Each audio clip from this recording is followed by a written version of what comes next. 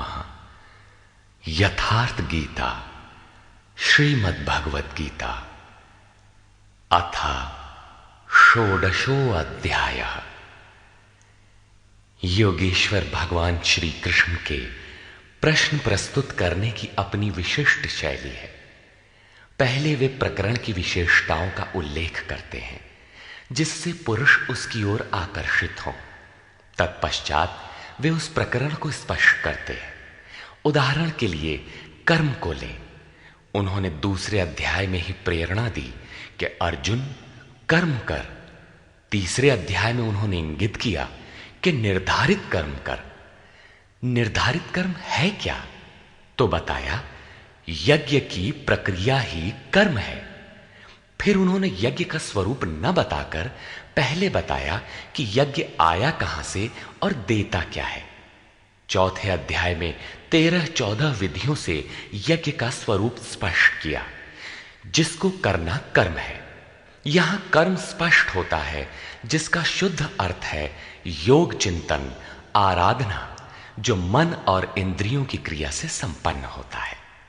इसी प्रकार उन्होंने अध्याय 9 में दैवी और आसुरी संपत्ति का नाम लिया। उसकी विशेषताओं पर बल दिया कि अर्जुन आसुरी स्वभाव वाले मुझे तुच्छ कहकर पुकारते हैं। हूं तो मैं भी मनुष्य शरीर के आधार वाला, क्योंकि मनुष्य शरीर में ही मुझे यह स्थिति मिली है। किंतु आसुरी स्वभाव वाले, मूढ़ स्वभाव वाले मुझे नहीं भजते, जबकि दैवी संपत्ति से युक्त भक्तजन अनन्य श्रद्धा से मुझे उपासते हैं। किंतु इन संपत्तियों का स्वरूप, उनका गठन अभी तक नहीं बताया गया। अब अध्याय 16 में योगेश्वर उनका स्वरूप स्पष्ट करने जा रहे हैं, जिनमें प्रस्तुत है पहले दैवी संपद के लक्षण। श्री भगवान वाच।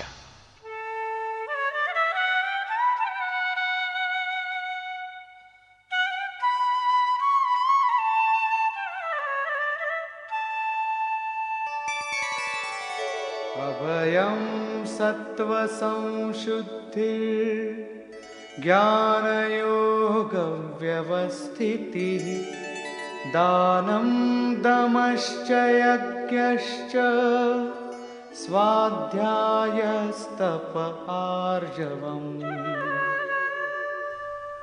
भय का सर्वथा अभाव, अंतःकरण की शुद्धता, तत्व ज्ञान के लिए ध्यान में दृढ़ स्थिति अथवा निरंतर लगन, सर्वस्व का समर्पण, इंद्रियों का भली प्रकार दमन, यज्ञ का आचरण, जैसा स्वयं श्री कृष्ण ने अध्याय 4 में बताया है। संयमाग्नि में हवन, इंद्रियाग्नि में हवन, प्राण अपान में हवन और अंत में ज्ञानाग्नि में हवन, अर्थात आराधना की प्रक्रिया जो केवल मन और इंद्रियों की अंतर क्रिया से संपन्न होती है। तिल, जौ, वेदी इत्यादि सामग्रियों से होने वाले यज्ञ का इस गीतोक्त यज्ञ से कोई संबंध नहीं है। श्री कृष्ण ने ऐसे किसी कर्मकांड को यज्ञ नहीं माना। स्वाध्याय अर्थात स्वस्वरूप की ओर अग्रसर कराने वाला अध्ययन। तप अर्थात मन सहित इंद्रियों को इष्ट के अनुरूप ढालना, तथा आर्जवम शरीर और इंद्रियों सहित अंतःकरण की सरलता।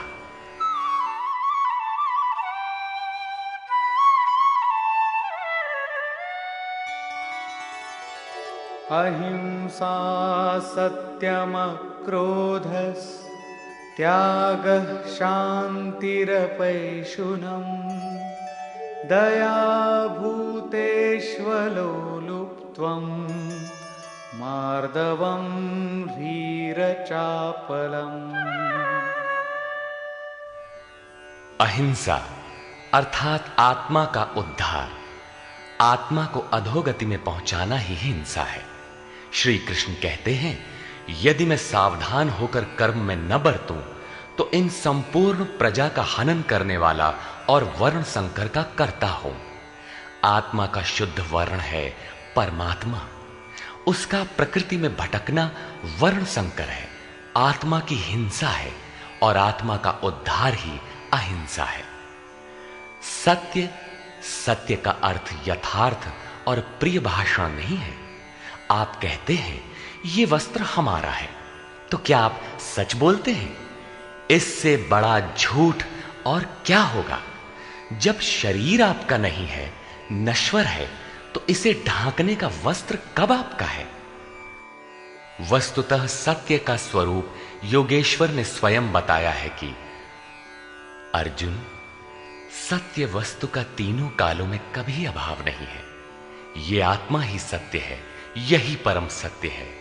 इस सत्य पर दृष्टि रखना, क्रोध का न होना, सर्वस्व का समर्पण, शुभाशुभ कर्म फलों का त्याग, चित्त की चंचलता का सर्वथा अभाव, लक्ष्य के विपरीत निंदित कार्यों को न करना, संपूर्ण प्राणियों में दया भाव, इंद्रियों का विषयों से संयोग होने पर भी उनमें आसक्ति का अभाव, कोमलता, अपने लक्ष्य से विमुख होने में लज्जा, व्यर्थ की चेष्टाओं का अभाव तथा तेजः क्षमा धृतिः शौचम् अद्रोहो नातिमानिता भवन्ति सम्पदं दैवीम् अभिजातस्य भारत। तेज जो एकमात्र ईश्वर में है, उसके तेज से जो कार्य करता है, महात्मा बुद्ध की दृष्टि पड़ते ही अंगुलीमाल के विचार बदल गए। ये उस तेज का ही परिणाम था जिससे कल्याण का सृजन होता है, जो बुद्ध में था। क्षमा, धैर्य, शुद्धि, किसी में शत्रु भाव का न होना, अपने में पूज्यता के भाव का सर्वथा अभाव, ये सब तो हे अर्जुन दैवी संपत्ति को प्राप्त पुरुष के लक्षण हैं। इस प्रकार कुल 26 लक्षण बताए, जो सब के सब तो साधना में परिपक्व अवस्था वाले पुरुष में संभव हैं और आंशिक रूप में आप में भी निश्चित हैं, तथा आसुरी संपत्ति से आप्लावित मनुष्यों में भी ये गुण हैं, किंतु प्रसुप्त रहते हैं, तभी तो घोर पापी को भी कल्याण का अधिकार है। अब आसुरी संपद के प्रमुख लक्षण बताते हैं।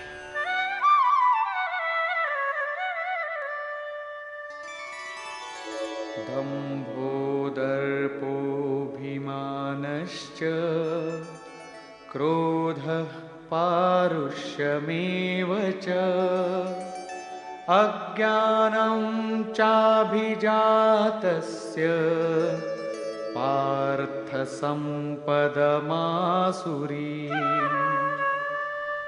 हे पार्थ, पाखंड, घमंड, अभिमान, क्रोध, कठोर वाणी और अज्ञान, ये सब आसुरी संपद को प्राप्त पुरुष के लक्षण हैं। दोनों संपदाओं का कार्य क्या है? दैवी संपद्विमोक्षाय निबन्धायासुरीमता मा शुचः संपदं दैवी अभिजातोऽसि पांडव। इन दोनों प्रकार की संपदाओं में से दैवी संपत्ति तो विमोक्षाय, विशेष मोक्ष के लिए है, और आसुरी संपदा बंधन के लिए मानी गई है। हे अर्जुन, तू शोक मत कर, क्योंकि दैवी संपदा को प्राप्त हुआ है, विशेष मुक्ति को प्राप्त होगा, अर्थात मुझे प्राप्त होगा। वे संपदाएं रहती कहां हैं?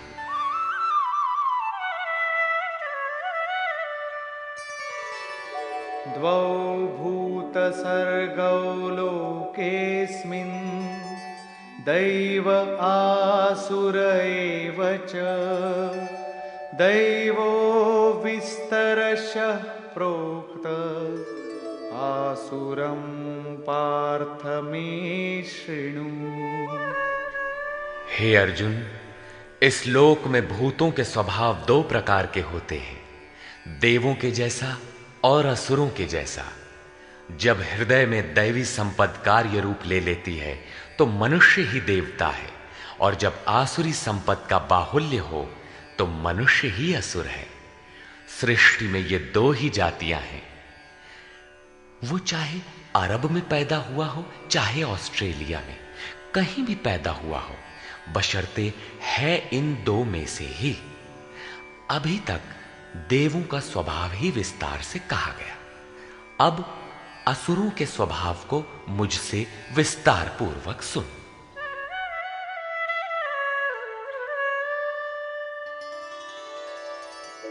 प्रवृत्तिञ्च निवृत्तिञ्च जना न विदुरासुराः न शौचं नापि चाचारो न सत्यं तेषु विद्यते।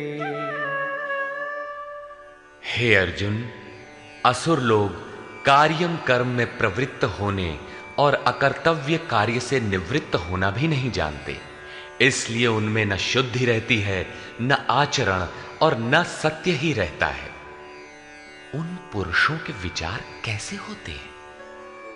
असत्यम प्रतिष्ठं ते जगदाहुरनीश्वरम् अपरस्पर संभूतम् किमन्यत् काम हेतुकम्।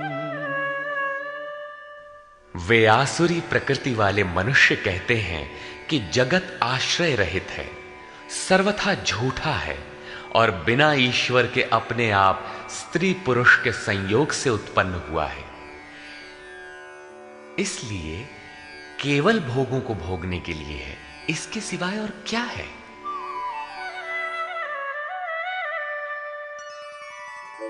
एतां दृष्टिमवष्टभ्य नष्टात्मानोऽल्पबुद्धयः प्रभवन्त्युग्रकर्माणः क्षयाय जगतो हिताः। इस मिथ्या दृष्टिकोण के अवलंबन से जिनका स्वभाव नष्ट हो चुका है, वे मंद बुद्धि अपकारी क्रूर कर्मी मनुष्य केवल जगत का नाश करने के लिए ही उत्पन्न होते हैं।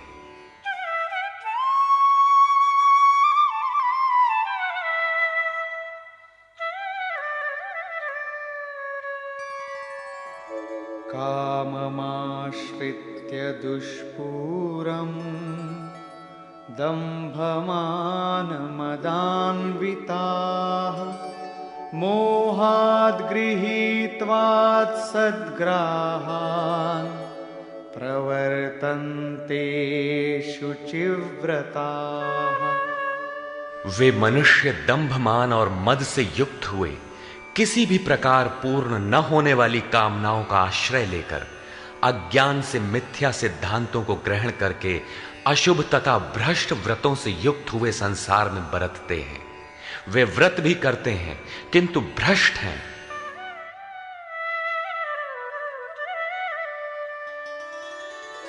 चिंताम परिमेयांच प्रलयांतामुपाश्रिताः कामोपभोगपरमा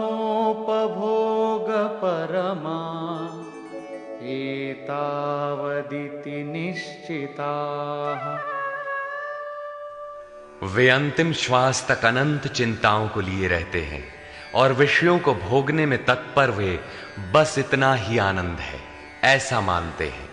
उनकी मान्यता रहती है कि जितना हो सके भोग संग्रह करो, इसके आगे कुछ नहीं है।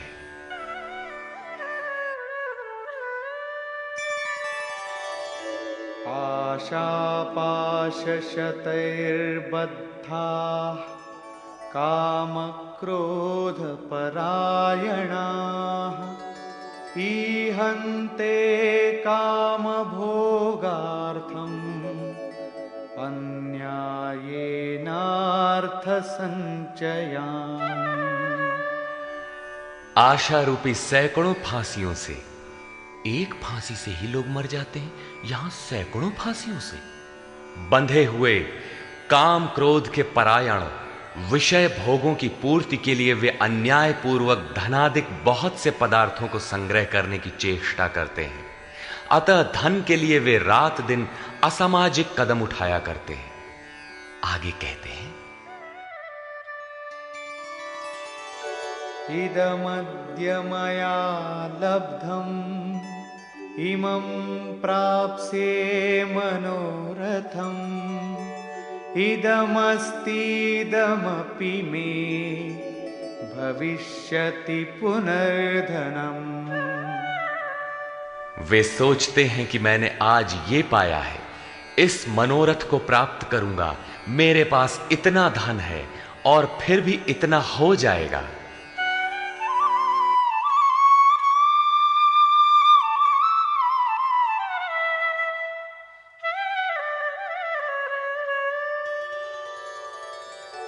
असौ मया हतः शत्रुः हनिष्ये चापरानपि ईश्वरोऽहमहं भोगी सिद्धोऽहं बलवान सुखी। वो शत्रु मेरे द्वारा मारा गया और दूसरे शत्रुओं को भी मैं मारूंगा। मैं ही ईश्वर और ऐश्वर्य का भोगने वाला हूं। मैं ही सिद्धियों से युक्त बलवान और सुखी हूं। आढ्योऽभिजनवानस्मि कोऽन्योऽस्ति सदृशो मया यक्ष्ये दास्यामि मोदिष्य इत्यज्ञानविमोहिताः। मैं बड़ा धनी और बड़े कुटुंब वाला हूं। मेरे समान दूसरा कौन है? मैं यज्ञ करूंगा, मैं दान दूंगा, मुझे हर्ष होगा। इस प्रकार के अज्ञान से वे विशेष मोहित रहते हैं। क्या यज्ञ दान भी अज्ञान है? इस पर श्लोक 17 में स्पष्ट किया है। इतने पर भी वे नहीं रुकते, बल्कि अनेक भ्रांतियों के शिकार रहते हैं। इस पर कहते हैं,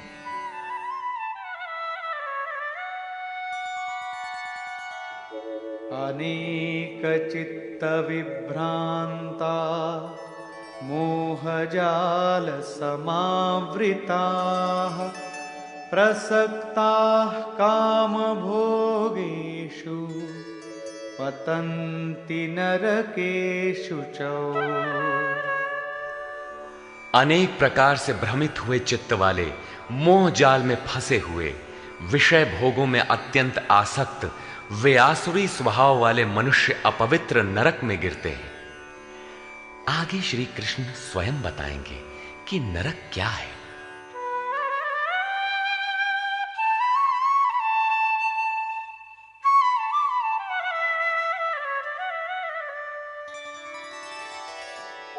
आत्मसंभाविता स्तब्धा धनमानमदान्विता यजन्ते नाम यज्ञैस्ते दम्भेना विधिपूर्वकम्। अपने आप को ही श्रेष्ठ मानने वाले, धन और मान के मद से युक्त होकर वे घमंडी मनुष्य शास्त्र विधि से रहित केवल नाम मात्र के यज्ञों द्वारा पाखंड से यजन करते हैं। क्या वही यज्ञ करते हैं जैसा श्री कृष्ण ने बताया है? नहीं, उस विधि को छोड़कर करते हैं, क्योंकि विधि योगेश्वर ने स्वयं बताया है। अध्याय 4/24, 33 तथा अध्याय 6/10 से 17 तक।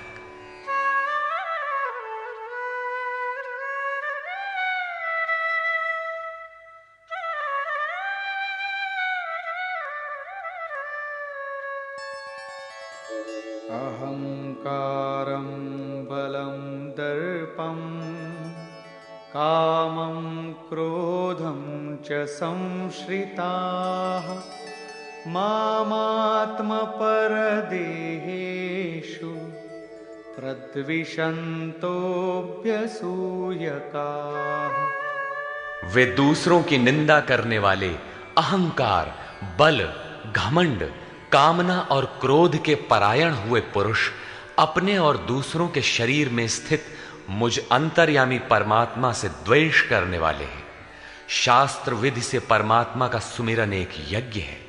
जो इस विधि को त्याग कर नाम मात्र का यज्ञ करते हैं, यज्ञ के नाम पर कुछ न कुछ करते ही रहते हैं, वे अपने और दूसरे के शरीर में स्थित मुझ परमात्मा से द्वेष करने वाले हैं। लोग द्वेष करते ही रहते हैं और बच भी जाते हैं। क्या ये भी बच जाएंगे? इस पर कहते हैं नहीं। तानहं द्विषतः क्रूरान् संसारेषु नराधमान् क्षिपाम्यजस्रमशुभान् आसुरीष्वेव योनिषु।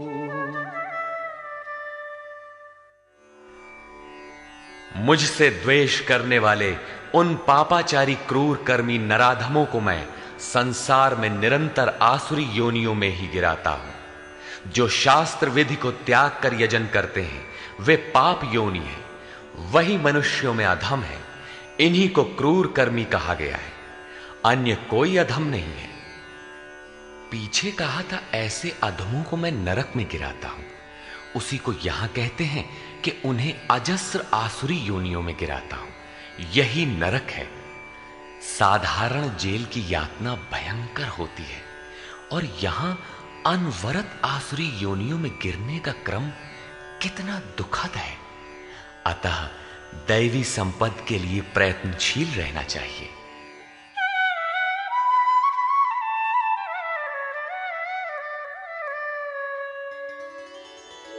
आसुरीं योनिमापन्ना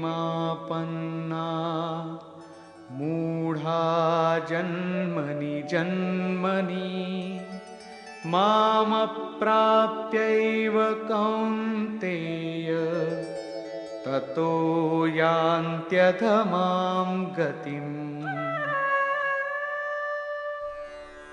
कौन्तेय, मूर्ख मनुष्य जन्म जन्मांतरों तक आसुरी योनि को प्राप्त हुए मुझे न प्राप्त होकर पहले से भी अति नीच गति को प्राप्त होते हैं, जिसका नाम नरक है। अब देखें नरक का उद्गम क्या है।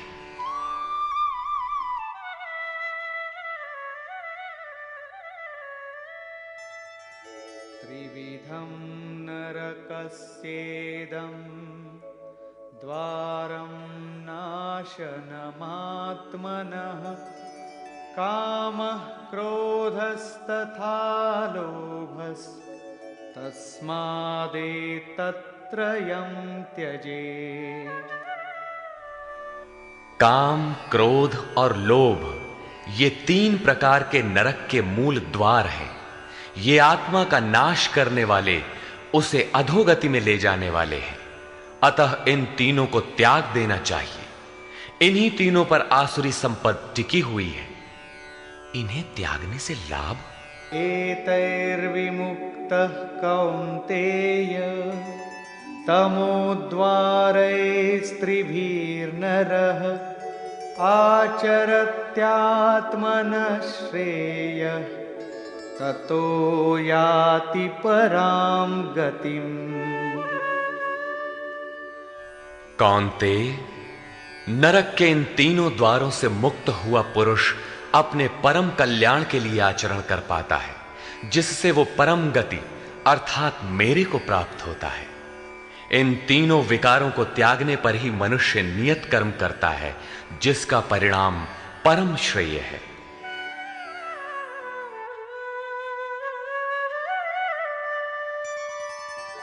यः शास्त्रविधिमुत्सृज्य वर्तते कामकारतः न स सिद्धिमवाप्नोति न सुखं न परां गतिम्। जो पुरुष उपर्युक्त शास्त्र विधि को त्याग कर अपनी इच्छा से बरतता है, वो न सिद्धि को प्राप्त होता है, न परम गति को और न सुख को ही प्राप्त होता है। अर्थात वो शास्त्र इदम गुह्यतमम शास्त्रम। गीता स्वयं पूर्ण शास्त्र है जिसे स्वयं श्री कृष्ण ने बताया है।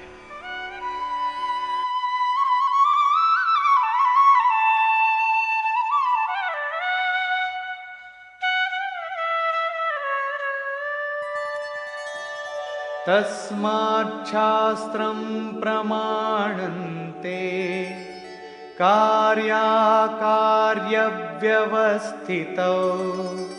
ज्ञात्वा शास्त्रविधानोक्तं कर्म कर्तुमिहार्हसि। इसलिए अर्जुन, तेरे लिए इस कर्तव्य और अकर्तव्य की व्यवस्था में कि मैं क्या करूं क्या न करूं, इसकी व्यवस्था में शास्त्र ही एक प्रमाण है। ऐसा जानकर शास्त्र विधि से नियत किए हुए कर्म को ही तुझे करना योग्य है। अध्याय 3 में भी योगेश्वर श्री कृष्ण ने नियतम कुरु कर्म त्वम, नियत कर्म पर बल दिया और बताया कि यज्ञ की प्रक्रिया ही वो नियत कर्म है और वो यज्ञ आराधना की विधि विशेष का चित्रण है जो मन का सर्वथा निरोध करके शाश्वत ब्रह्म में प्रवेश दिलाता है। यहां उन्होंने बताया कि काम, क्रोध और लोभ नरक के 3 प्रमुख द्वार हैं। इन तीनों को त्याग देने पर ही उस कर्म का अर्थात नियत कर्म का आरंभ होता है, जिसे मैंने बार बार कहा, जो परम श्रेय परम कल्याण दिलाने वाला आचरण है। बाहर सांसारिक कार्यों में जो जितना व्यस्त है उतना ही अधिक काम, क्रोध और लोभ उसके पास सजा सजाया मिलता है। कर्म कोई ऐसी वस्तु है कि काम, क्रोध और लोभ को त्याग देने पर ही उसमें प्रवेश मिलता है, कर्म आचरण में ढल पाता है। जो उस विधि को त्याग कर अपनी इच्छा से आचरण करता है उसके लिए सुख सिद्धि अथवा परम गति कुछ भी नहीं है। अब कर्तव्य और अकर्तव्य की व्यवस्था में शास्त्र ही एकमात्र प्रमाण है। अतः शास्त्र विधि के ही अनुसार तुझे कर्म करना उचित है और वो शास्त्र है गीता। निष्कर्ष, इस अध्याय के आरंभ में योगेश्वर श्री कृष्ण ने दैवी संपत्ति का विस्तार से वर्णन किया, जिसमें ध्यान में स्थिति, सर्वस्व का समर्पण, अंतःकरण की शुद्धि, इंद्रियों का दमन, मन का शमन, स्वरूप को स्मरण दिलाने वाला अध्ययन, यज्ञ के लिए प्रयत्न, मन सहित इंद्रियों को तपाना, अक्रोध, चित्त का शांत प्रवाहित रहना इत्यादि 26 लक्षण बताए, जो सब के सब तो इष्ट के समीप पहुंचे हुए योग साधना में प्रवृत्त किसी साधक में संभव है। तदनंतर उन्होंने आसुरी संपद में प्रधान 4-6 विकारों का नाम लिया, जैसे अभिमान, दंभ, कठोरता, अज्ञान इत्यादि, और अंत में निर्णय दिया कि अर्जुन, दैवी संपत्ति तो विमोक्षाय, पूर्ण निवृत्ति के लिए है, परम पद की प्राप्ति के लिए है, और आसुरी संपद बंधन और अधोगति के लिए है। ये संपदाएं होती कहां हैं? उन्होंने बताया कि इस लोक में मनुष्यों के स्वभाव 2 प्रकार के होते हैं, देवताओं जैसा और असुरों जैसा। जब दैवी संपद का बाहुल्य होता है तो मनुष्य देवताओं जैसा होता है, और जब आसुरी संपद का बाहुल्य होता है तो मनुष्य असुरों जैसा है। सृष्टि में बस मनुष्यों की 2 ही जाति है, चाहे वो कहीं पैदा हुआ हो, कुछ भी कहलाता हो। योगेश्वर श्री कृष्ण ने पुनः कहा कि आसुरी स्वभाव वाले क्रूर मनुष्यों को मैं बारंबार नरक में गिराता हूं। नरक का स्वरूप क्या है? तो बताया, बारंबार नीच अधम योनियों में गिरना एक दूसरे का पर्याय है, यही नरक का स्वरूप है। काम, क्रोध और लोभ नरक के 3 मूल द्वार हैं। इन तीनों पर ही आसुरी संपत्ति टिकी हुई है। इन तीनों को त्याग देने पर ही उस कर्म का आरंभ होता है जिसे मैंने बार बार बताया है। सिद्ध है कि कर्म कोई ऐसी वस्तु है जिसका आरंभ काम, क्रोध, लोभ को त्याग देने पर ही होता है।